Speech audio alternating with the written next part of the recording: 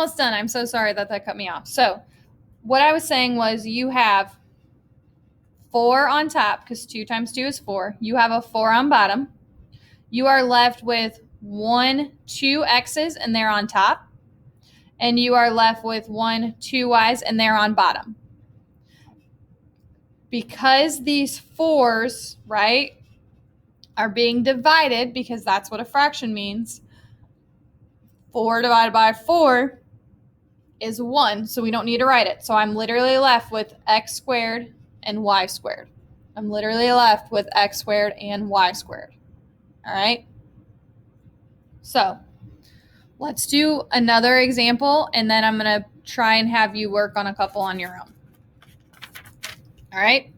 So this right here is hopefully going to be a little bit easier than that one that we just did, but I wanted to show that to you so that you had it. We have 10, a to the 7th, b to the 9th, 15, a to the 5th, b to the 9th. All right? So if we look at this, we would have 10 on top. That doesn't change. How many a's? 1, 2, 3, 4, 5, 6, and 7. How many b's? 9. 1, 2, 3, 4, 5, 6, 7, 8, and 9. So again, on top, 10, we have 7 a's and 9 b's. On bottom, we have 15. We have 5 a's. And again, notice how I'm leaving space after I finish that. I'm going to start my b's below my other b's, and I'm going to have 9 of them. So on bottom, I have 15 under 10. Keep my numbers kind of together, make my life a little bit easier. My a's as best as I can with my a's, and my b's as best as I can with my b's. Now I can start crossing out. So how many a's can I cross out?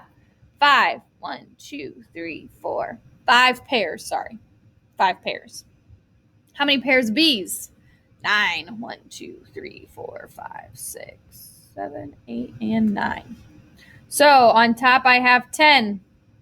On top I have a squared. And on bottom I have 15. No letter, which is fine.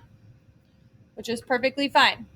So again, thinking about fractions and reducing fractions, what can I divide both 10 and 15 by? 5.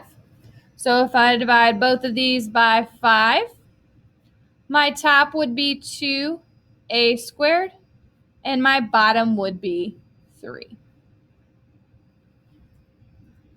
All right? So I don't want you to give me the answer here as like 6 squared is 36. I want you to work on what we just worked on and do 6 to the 13th over 6 squared. So I want 6 to some answer, 6 to some exponent. All right? So 6 to some exponent. So work this out and then come back to me. Welcome back. So we should have had 1, 2, 3, 4, 5, 6, 7, 8, 9, 10, 11, 12, and 13 sixes on top and 2 6s on bottom. Cross out 2 pairs.